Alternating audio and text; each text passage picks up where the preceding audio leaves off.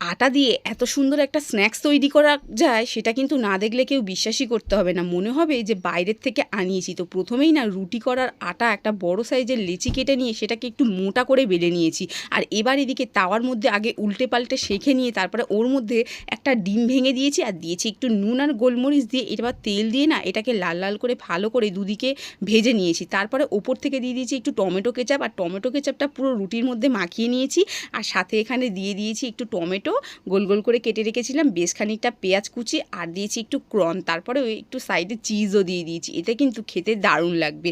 এবার ওপর থেকে একটু নুন গোলমরিচ, সাথে দিয়েছি একটু চিলি ফ্লেক্স আর অরিগ্যানো। ব্যাস এই মশলাগুলো দিলেই কিন্তু একদম স্বাদ হবে রেস্টুরেন্টের। তো ব্যাস এবার ওপর থেকে আমি একটু টমেটো কেচাপ দিয়ে সার্ভ করেছি। আর চিজটা মেল্ট হয়ে যাওয়ার পর না দারুণ লাগছে, মুখে দিলেই যেন দারুণ টেস্ট লাগছে। শুধুমাত্র রুটি দিয়ে এত সুন্দর একটা খাবার বানিয়ে কিন্তু রেস্টুরেন্টের স্বাদ ঘরেই কিন্তু উপভোগ করা।